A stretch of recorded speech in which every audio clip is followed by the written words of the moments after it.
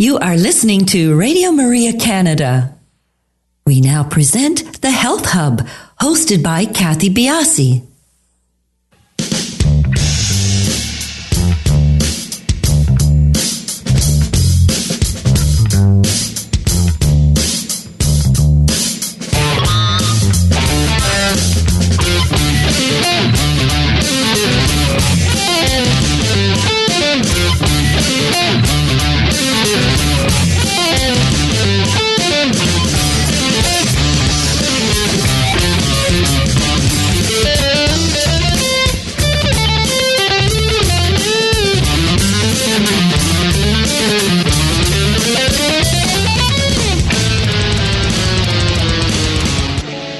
Good morning, everyone, and welcome to the Health Hub. I'm your host, Cathy Biase, and along with our producer, Alex Diaz, and our production assistant, Daniel Tersini, we'd like to welcome you to our show today. Good morning, Dallas. Okay, I knew I'd blow that. Oh, that was fun.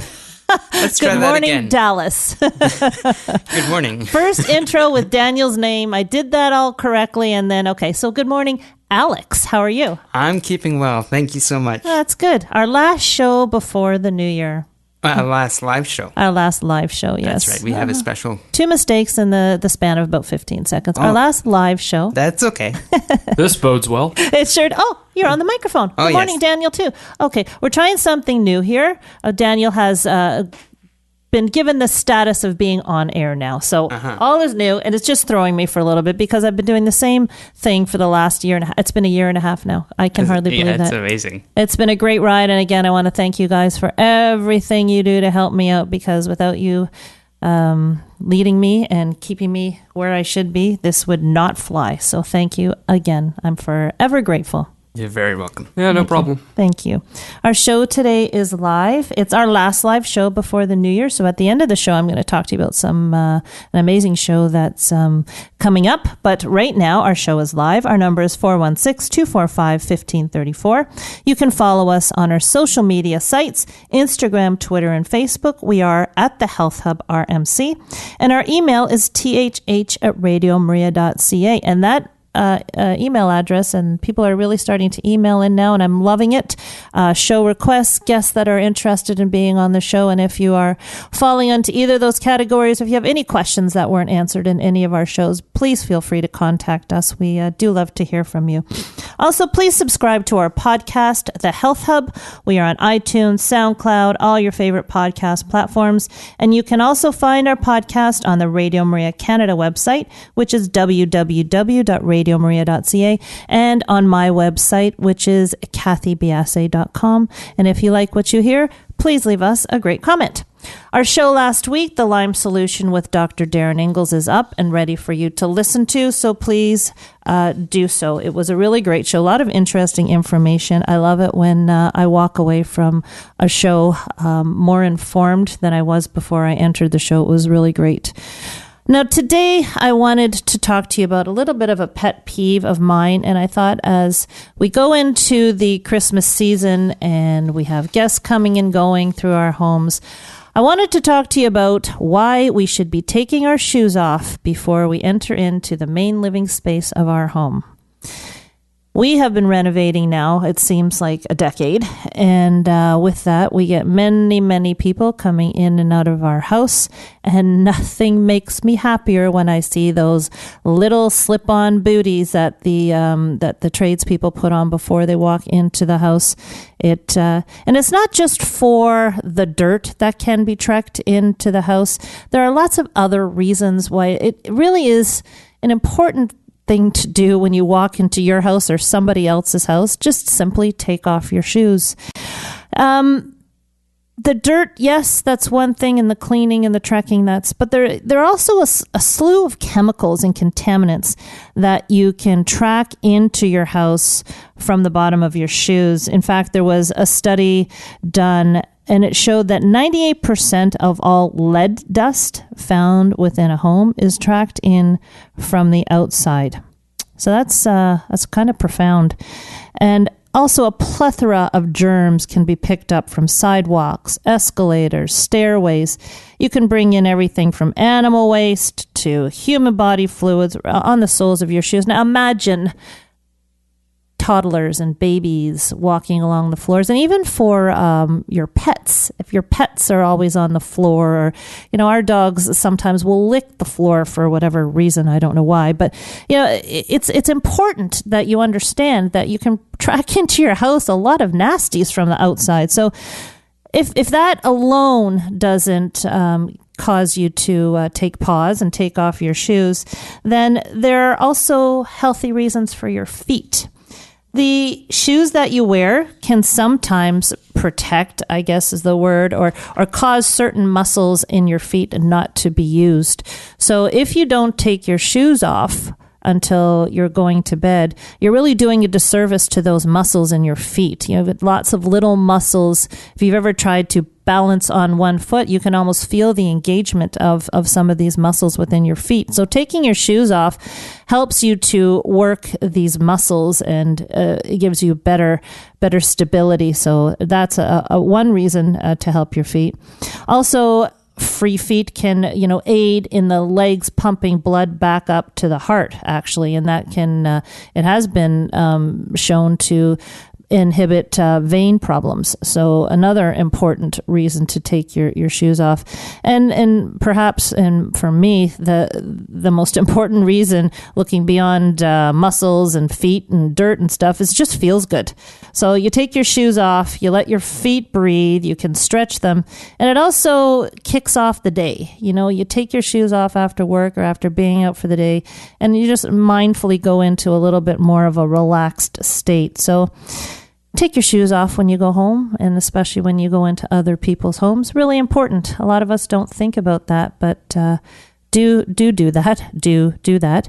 If you're trying to encourage other people to do so when they walk into your house, maybe have some slippers at the front door, and maybe you just have to say, please take off your shoes. This is the way we are in our house, so take off your shoes. So there you go, a little something to end off our 2018 live show. But before I wanted to head into our guest today, I bumped into a great treat in one of my health food stores, and I wanted to share with you the recipe. And this is for coconut milk eggnog with espresso. I kind of played around with some things yesterday you might have seen on our social sites. So just a quick recipe for you. It was absolutely delicious. For those of you who are dairy-free, coconut milk eggnog is a nice alternative. I have made a regular eggnog in the past, but this is a kind of a nice little treat Christmas morning. So what you need are 3 cups of coconut milk, 4 eggs, a teaspoon of vanilla extract, and a 1/4 cup of maple syrup. And what you do is you can also have some coconut cream if you want made up too. So you heat the coconut milk over a low heat. Do not bring it to a boil, just a low heat, because you're going to be introducing raw eggs. So we want to make sure that you're not boiling the coconut milk. Then you want to combine, as your coconut milk is starting to heat up, the egg yolks, the vanilla, and the maple syrup. And then very slowly, you can temper the eggs if you want, but very, very slowly add that mixture into the warm coconut milk and continue to stir until it begins to thicken. Then you're going to refrigerate that for a little bit, for 2 to 3 hours at least. And then Christmas morning, you can wake up and make yourself a shot of espresso and add the coconut milk eggnog to it. And it is delicious. And if you don't want to add the espresso, you can do some coconut cream and put that on top with a little bit of cinnamon. But it was delicious, I have to say. You guys should try that. Very easy recipe and just yummy. So we have a really fun topic today as we go into Christmas time. And our guest today is Margaret Meloy, and she is the Zimmerman University Endowed Fellow and Professor of Marketing in the Smeal College of Business at Penn State. She joined the faculty in 2002 after having served on the faculty in the Department of Applied Economics and Management at Cornell University and the Pamplin College of Business at Virginia Tech.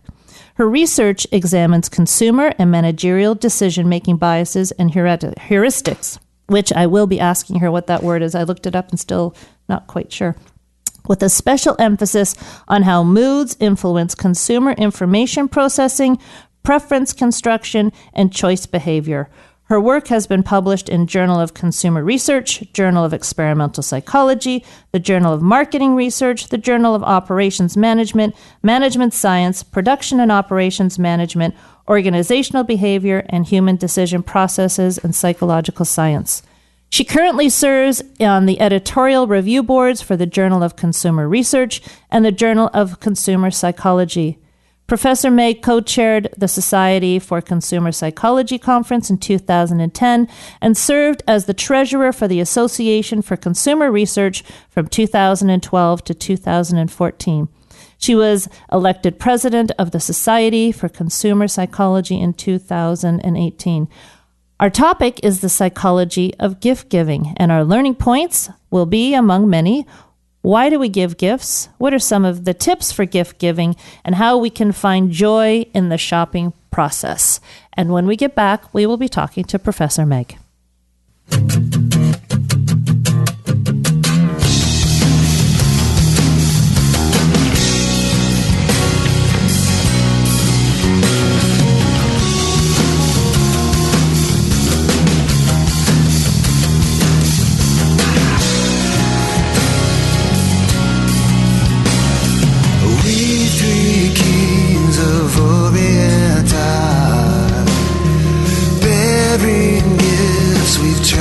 So far,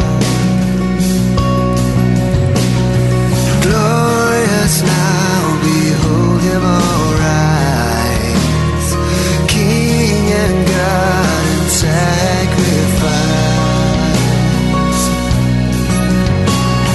Clear and fountain, roar and mountain, following yonder star.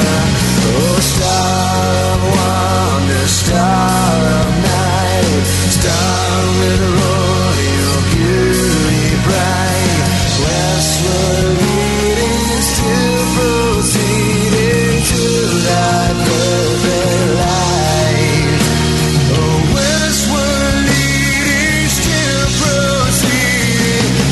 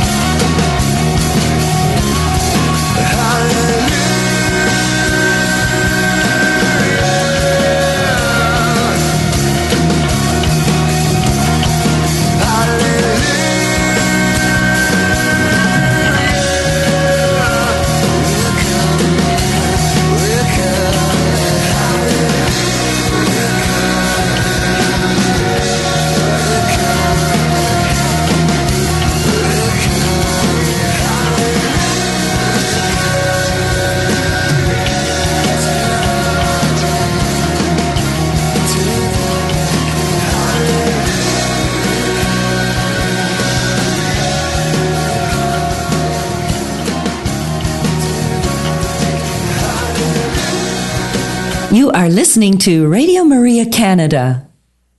We now continue with the program, The Health Hub, hosted by Cathy Biase. Welcome back, everybody. Our show is live. If you have any questions, please call at 416-245-1534. And again, follow us on our social sites at the Health Hub RMC on Instagram, Twitter, and Facebook. Good morning, Professor Meg. Thank you for joining us. How are you? I'm fine, and thank you so much for including me in your program today. Oh, this is going to be a fun topic. I have been looking forward to this, and forgive me if I go astray, but I'm telling you, this psychology of why we give gifts and shopping is just such an interest. I would love to have taken one of your courses when I was in university. Well, I have to confess that the reason I got into gift giving was because of two people, and I need to give them a little shout out. Andong Chang is a professor at University of Delaware, and she was a graduate student of mine. And Evan Pullman, who is a faculty member at Wisconsin, but he's originally from Toronto. Yay! And they are wonderful co-authors to have, so I have to give them a shout out. So, well, what pulled you into this? Are you hired to do this for certain companies? Is it complete interest? What pulls you into this? It's all about interest. When I was sort of working before I went back for my PhD, I was noticing that there were a lot of people. I worked at the Franklin Mint, which is a company that makes very expensive collectibles. Mm-hmm. And the people who were the biggest buyers of those collectible items were individuals who seemingly were lonely. And so that got me interested in what prompts people to buy themselves gifts, as well as how people approach gift giving more generally. So that was a long time ago, but yeah. But interesting. So you've been to three different universities. First of all, what is heuristics? Heuristics are shortcuts. They're just simple little shortcuts that consumers use when they're trying to make a choice.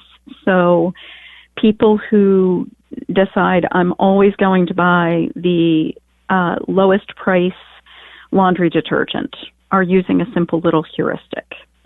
They're saying I'm always going to buy the lowest priced item. There are other people who are very brand loyal, so they'll say I'm always going to buy this particular brand because I know that it is what works for me, it works for my water system at home, and does a good job. So heuristics are nothing more than shortcuts that we use. Are they? I'm assuming that they're helpful for us to navigate the shopping experience? Yeah, so it doesn't feel overwhelming. It still feels overwhelming. And personally, I stay away from huge stores. I had to go into one of the great big box stores to pick up some pictures, and I kind of broke into a sweat. I mean, too much choice? Oh, my goodness. Yes. And there is a stream of research on choice overload. And even though we psychologically like a lot of choice, physiologically, we have a bad reaction to it, so we should be entering into those smaller stores and where there is less choice, because then we can actually enjoy the decision-making process more. Well, you've published a number of different research papers, different topics. Now, do the stores look at your research to try and make the shopping experience A, more pleasurable, and B, more inviting? Is this something that you found your research is tending to be observed by? It's very interesting. A lot of retailers will do their own thing. And oftentimes academics are saying, this is a trend that we're seeing in retail. Why is that happening, and why is that being a successful strategy for retailers? And so we tend to sort of go deeper and try to figure out what is driving it. And they are, I would say, taking a more experimental approach, mm-hmm. And just sort of seeing what works in their retail environment with their target audience and their product. Oh, I've got to think that retailers know exactly the time of day to play certain music, and the upbeat, the downbeat, all of that. That the psychology of shopping must be just a huge, vast interest to retailers.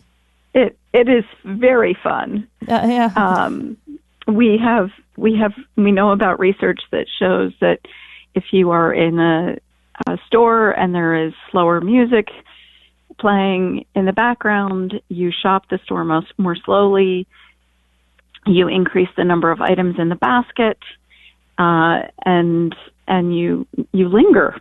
But if you have more upbeat music like in a restaurant, it turns the tables more quickly, so you can get more people in and out of the restaurant faster. Fascinating. I like to get my Christmas shopping done.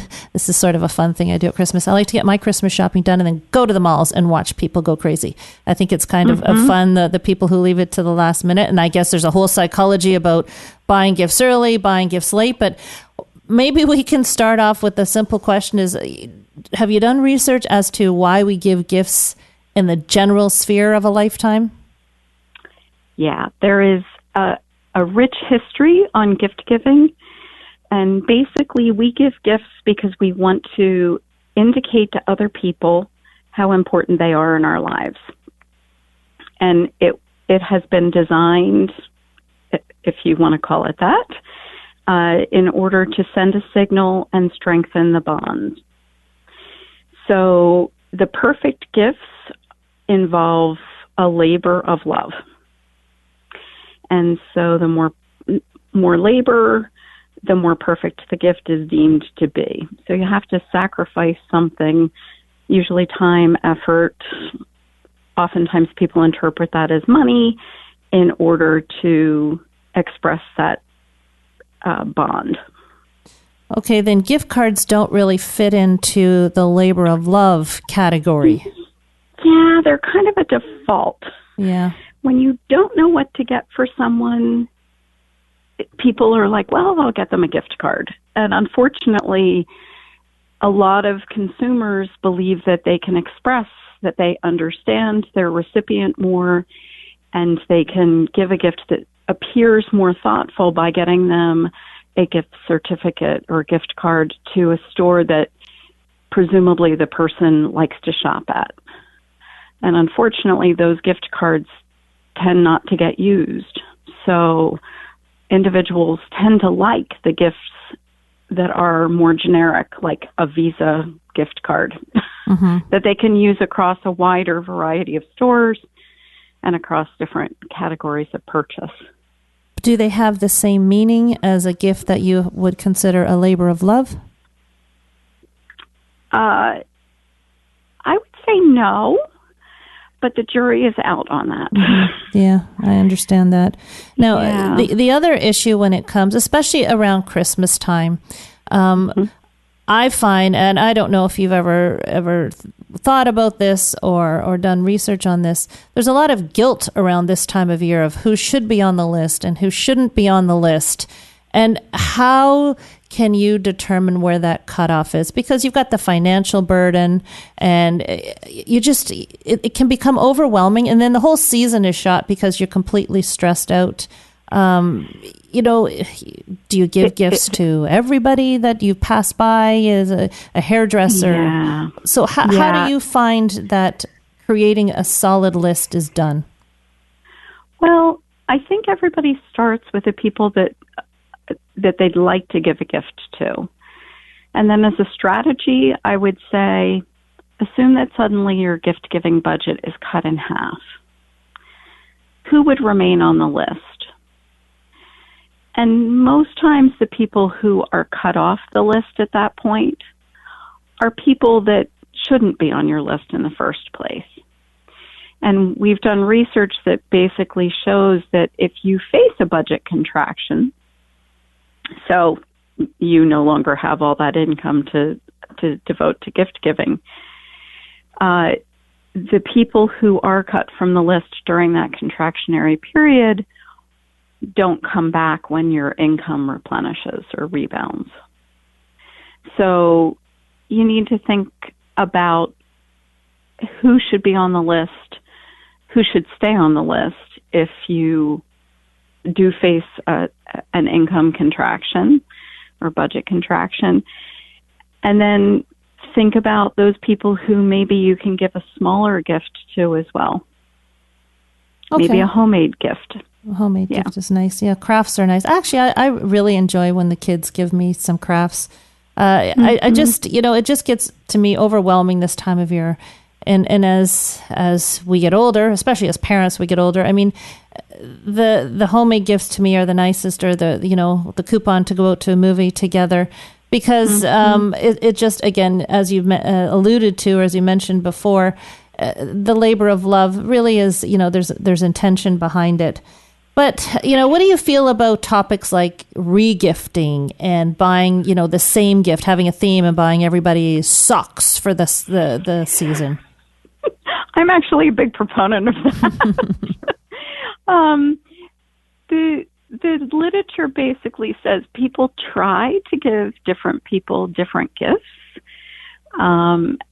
but it's really challenging because then you're less likely to be able to match up the person's preferences with the gift that you're giving them. So there could be two people on your list who would love the exact same gift, even the exact same gift card, and you feel compelled to mix it up. So I think that you should give a gift that the giver appreciates, and it sends a signal and provides that sort of emotional connection. This represents me, and I want you to have a piece of me with you.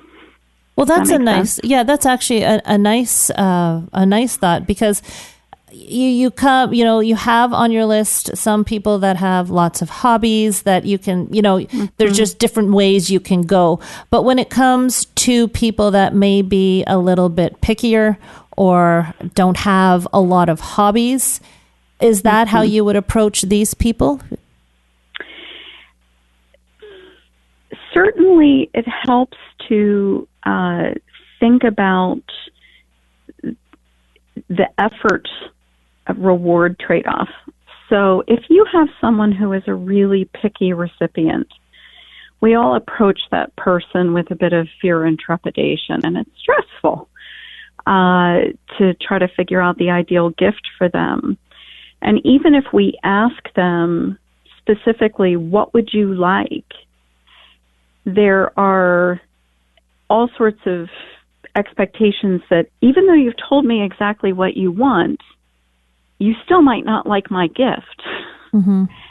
And so providing either extra reassurances or somehow making sure that there are easy return policies, or just completely bailing immediately and giving them a generic gift card is usually the way to go, just to de-stress for the giver. And making sure you put in the gift receipt so they can return something if they don't want. Exactly. Well, I mean, let's flip the coin a second just before we head into the break.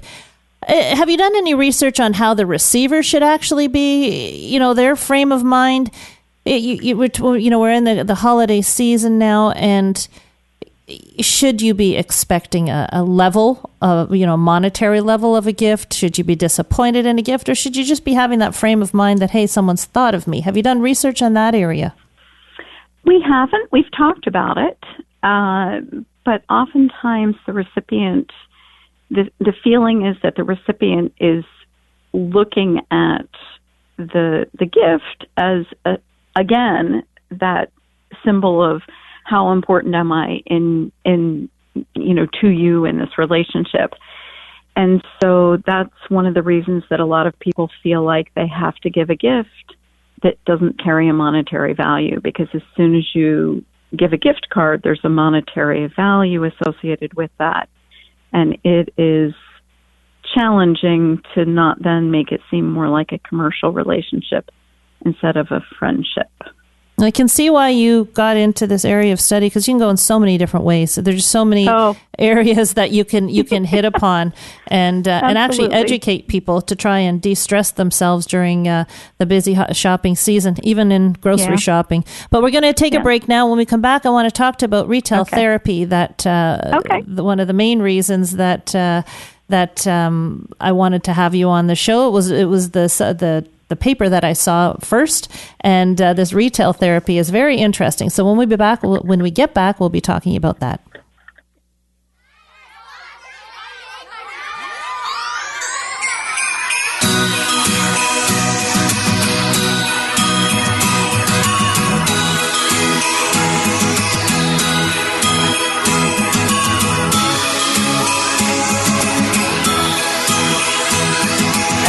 Rides off in the sunset, I sweep the snow from my doorstep. I just can't help but stop and grin.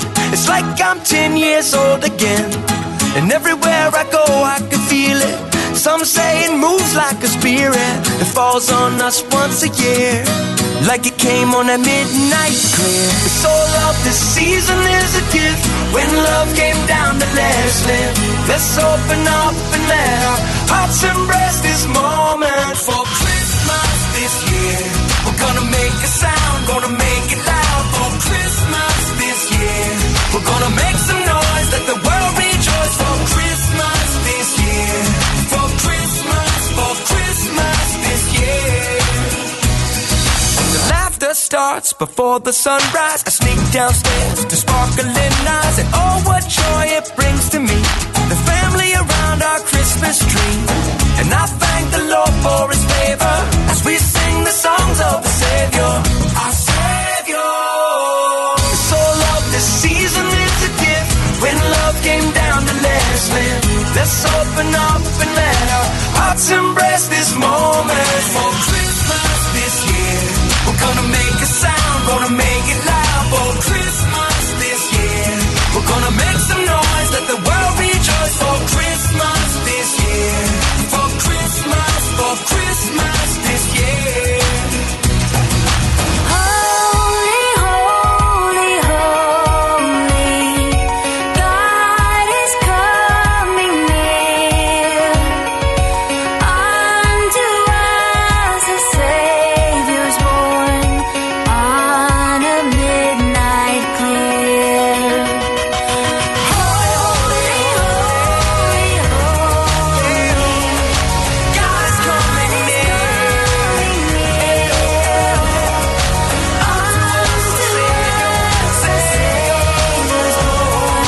on a Midnight clear. Oh, Christmas this year, we're gonna make a sound, gonna make it loud. For Christmas this year, we're gonna make some noise, let the world rejoice. For Christmas this year, for Christmas this year, we're gonna make a sound, gonna make it loud. For Christmas this year, gonna make some noise, let the world rejoice. For Christmas this year, for Christmas this year, for Christmas this year, for Christmas this year.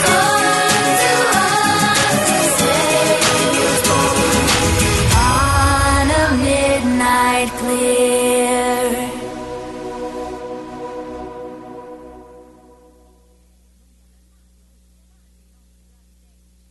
You are listening to The Health Hub here on Radio Maria Canada. A Catholic voice wherever you are. To contact us and be a part of the show, please call 416-245-1534. We now continue with the program. Here once again is your host, Cathy Biase.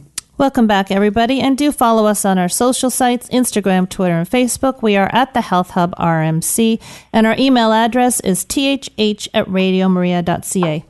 So, Professor Meg, I first came across you in I think I picked up a magazine, and it was an article on retail therapy and the whole process that you've done a large study that's really gained momentum. Maybe you could tell us about that. So retail therapy is this idea that when we feel down, in a slightly bad mood, we might decide that we need to go shopping as a way to improve our mood and just get out and about and be around people. And what we find is that if you are in a bad mood, you might go to the mall or to a store or go shopping, and you buy yourself, while you're out and about, small, unplanned treats. And we did this study by going to a mall, asking people as they were coming into the mall, what do you plan to buy today? And we made them make a list, and then we asked them to come back to the table where we were and to please indicate all the items that they had purchased for themselves. And when they first came into the mall, we also asked them to fill out a short mood scale, which was basically just designed to figure out, are you in a good mood or in a bad mood? And what we found was that there were more unplanned treats that were purchased for the self than if the people were in a bad mood than if they were in a good mood. If they were in a good mood, they were buying celebratory gifts for themselves. If they were in a bad mood, they were stopping at Auntie Anne's and picking up pretzels, or they were buying fishing lures if it was guys, or they were picking up earrings or, small little pick-me-up gifts for themselves. And there was mood improvement by the end. So that sort of got us thinking about that old adage, when the going gets tough, the tough go shopping. So that was the beginning of it. And we ended up doing a bunch of research that basically tried to figure out, were people aware that they were going shopping as a way to improve their mood, or was this just non-consciously occurring? And it seems to be motivated. People are aware that they're doing it. And then we also wanted to find out if people experienced regret and tried to return items that they might have purchased after the fact when their mood was when they were in a better frame of mind. And we didn't find that to be the case. People knew kind of their limits of spending, and they were buying themselves small treats. So, go ahead. You can finish your thought. No, so it's a bit different than people who are sort of doing a big social comparison and going shopping because they feel that they are not acquiring as much as other people. Well, so those people who are more materialistic, they're going shopping for other reasons, and it goes into this downward spiral. But they're never satisfied. Is it just people that are in sort of a negative mood that you find are shopping a little bit more for themselves? Or is it a happy mood, they buy one type, and a sad mood, they buy another type? Or how did that? So people who were in a really happy mood were usually at the mall to buy themselves a celebratory gift. So those tended to be more expensive, more lasting. There were people who were buying themselves higher end jewelry to represent, having passed a big exam, or they were buying more expensive clothing that would represent their success.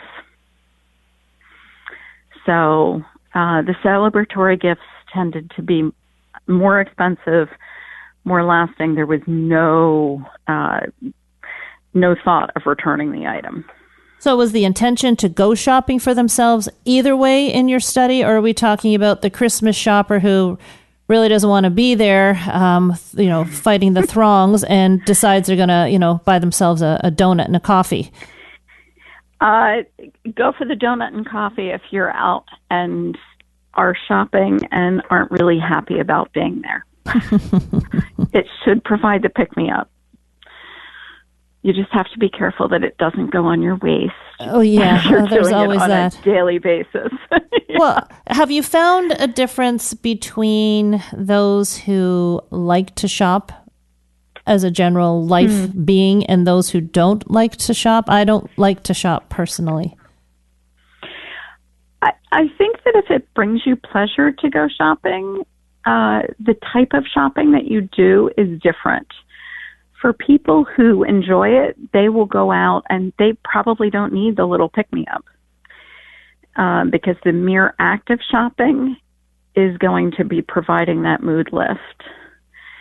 For people who don't enjoy shopping but who find themselves with a list of things that they need to purchase, and they've walked into the store or the mall and they are forced to go into the throngs and start finding things, for them, I would definitely advise that they buy themselves a little treat and do some retail therapy for themselves. Mm-hmm. I mean, it's really hard this time of year around Christmas time with all the other things that go along with the season to find yourself in the right mindset for buying gifts. Yes. So your research and science is saying treat yourself. Nothing wrong with that. Nothing wrong with it. Don't feel guilty. Don't feel regret. Just embrace the moment and say, okay, this is a way to get me through. Mm-hmm. Now, would you spend less money if you were in a better mood, do you think? Do you stick to your plan and budget-wise, you do a better job if you're in a happy state? The research on how a good mood influences decision-making is very conflicted. So if you have a decision to make and you're in a good mood, you are more creative. You think more flexibly about the way information goes together.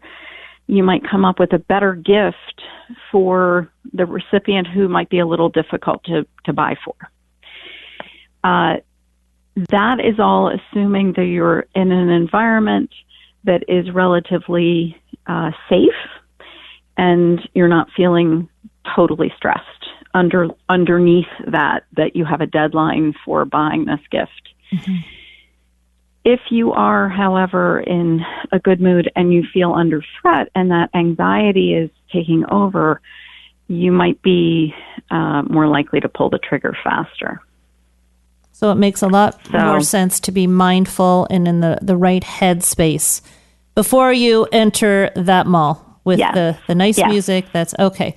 So do you have suggestions for us on how to put us in the right headspace to build that good shopping experience before we walk in the doors? I would say make sure you're going out when you're rested, when you have sort of the mental and physical wherewithal to withstand the shopping experience. Because if you start to feel depleted, either mentally or physically, you'll make more impulsive purchases. So that's the first thing. Get a good night's sleep. Mm-hmm. Eat your breakfast. Be ready. Be ready for what's about to hit. And I would say, just enjoy the process, because if you are going in and you're stressed out about the people that you need to buy the gifts for, you will make suboptimal decisions. But if you can enjoy the process, if you can pick stores where there's delightful music and it's a smaller store where you're not overwhelmed by things and there is help, there are recommendations that they can make in the store, you'll have a better experience and you will feel like, okay, I have some good solutions for these individuals. It's such a big part nowadays, the consumerism of Christmas, that if you really aren't happy about doing it, it really can kind of sour the season. So I personally have tried to be, I have a checklist, and I find that I often find myself just wanting to get to the end of the checklist. So I've tried this year to be a bit more mindful about, baking, not doing it at 8:39 at night, trying to be more mindful of that. and it's like the best laid plans, right? And then when you're going shopping and you set these things up, you do your budget, you've got your list, you've got some ideas, and then you hit the parking lot. And all of those things are thrown out the window because you've tensed up just... So, even being mindful to know that if there's a mall, a very well-known mall here in Toronto that... It just frustrated me. So I think I drove around literally for about a half an hour trying to find a parking spot a few years ago, and now I just avoid it.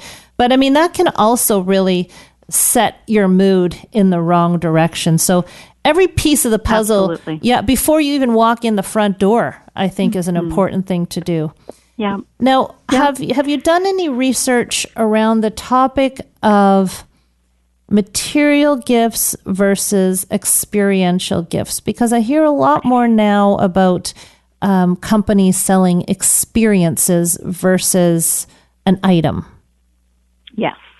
And there is research out there. I haven't done it, but Tom Gilovich has done a lot of this at Cornell.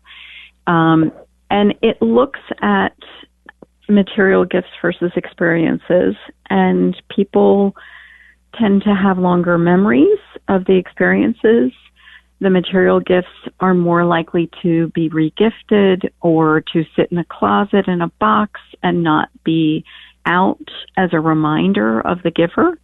And so those experiences, if we have given our recipient an experience, we are much more likely to become attached to that experience, especially if we have joined them in that event or that experience, and then it becomes something that really reinforces that tie, that relationship. And so those are more perfect gifts.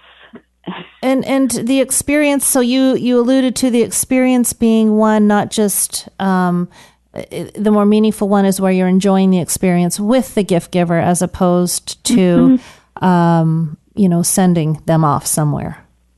Right. I think this is really a great idea for kids. The kids are always looking for gifts to give parents. And I guess we've got this consumerism fixation in our head that a certain dollar amount has to be met to show value, which is so wrong. And maybe it's just a maturity thing. But, the idea of giving, as I think I mentioned before, coupons, or even coupons for washing the dishes, for goodness sake, is a terrific gift. And I think a great idea. It is a great idea, and I think that we should focus more on sometimes on these things. And I don't know if what the research is, but to me, just as not only just the kids are getting older, but the gifts seem to be getting more and more expensive. They're focusing on the technology things, and they can really, that can be a depressing thing if you can't afford to give your gift, your child a gift because the base level is stupidly out of range. And this is a whole other aspect of Christmas that is kind of sad. Well, and you're seeing more people who have their list. They get on their computer, they do online shopping, and my guess is that half of them can't even remember what they have sent to their friends from afar to be shipped. My guess is they don't even remember what they bought them. Well, that really defeats the purpose. It does, and we're trying. We want to bring meaning back into the gift giving. Do you have suggestions for bringing meaningfulness back into? We talked about the experiences. Is there anything else that you can suggest that really shows somebody how much we care? I personally, and this is just me, but I really appreciate the homemade gifts so for instance, right now I'm sitting in my office and I am surrounded by pecan pies that I will be delivering to different colleagues in a little bit. And as I was making each of these pecan pies and laying each of the pecans in, I was saying a little prayer for each person. Oh, no, that's lovely. And so if you devote that time to doing something handmade or homemade, whether it's jam or, a pie or food, like I'm a big believer in food. It sort of says, I thought about you, and this is something from me to you from the heart. And that's lovely. And that's, we've only got a week here until Christmas. And I was just listening to the radio on the way in, and they're saying, now's crunch time. Friday's going to be horrible. I mean, and just that alone, it just puts you in a bad mood. And if you can pull back a little bit and ease a bit with the number of gifts that you can reduce by just doing some homemade things. I think that's a lovely sentiment around Christmas time. I really do. I think that's lovely. Now, as we end the show, do you have any other words of wisdom on this Christmas season that you'd like to impart to our listeners? Perhaps, how you create other personal ways you create joy before you hit the malls, or anything like that you would like to share? I think you should pick and choose the environment that you want to shop in that bring you joy, because that's part of it too. And if you can create that better environment for you as a giver, whether that's in your kitchen or at the mall or wherever you happen to be, it will make that gift more meaningful. And even if the recipient is not as enthusiastic about the gift as you would hope, that is the recipient's problem. There you go. That's nice. It's true, actually. We really should enjoy. There should be joy as the giver, not just as the receiver. And, exactly. Shopping and getting to the bottom of your list really is a job well done around this time of year. And I do agree with that. That's a very nice way to frame things. Make sure that you get joy in giving the gift. And that's a lovely way to end it. It's supposed to be a labor of love, and it's your love toward them. Very nice. Thank you so much for joining us. It's really been a fun conversation, and I think right around this time, if people are listening, maybe as they head out this last week to the malls and battle the throngs of people there, they can take a moment, take a breath, find some meaningfulness in what they're doing, and try and enjoy this week before Christmas. Everybody, it will Cathy, be yes. Thank you so much for having me. It's been a joy to talk. Oh, my pleasure. It's such a fun topic to talk about, and there's so many different ways we could have gone with the conversation. But, just around this time, I think it's important what you say, especially as you ended off saying that, we have to find joy as the giver. So everybody, enjoy this week before Christmas. We will be recording our shows for the Christmas Day and for New Year's Day. So we have a wonderful music show coming to you on Christmas Day. So please do listen. It's interspersed with some nice health tips. And of course, Daniel and Alex put some beautiful music to it. So a nice show to listen to on Christmas morning. And on December 1st, we've taped a fantastic show with researcher and filmmaker Laura Eisen. She has put together a wonderful documentary for CBC's The Nature of Things. It's called Food for Thought. It's hosted by David Suzuki. And this documentary will be aired on January the 6th, but she will be with us on January the 1st to preview what will be in the documentary, all her research and thoughts behind the great. I've had the joy of seeing this, previewing this documentary. It is fantastic, and of course, the CBC, The Nature of Things, is a great Canadian iconic show. So join us for that show for sure on January 1st and find out about the documentary. Everybody, have a very, very Merry Christmas. We will be back with you in 2019. Please find time to find joy and peace over the holiday. And from Alex, Daniel, and myself, Merry Christmas and Happy New Year.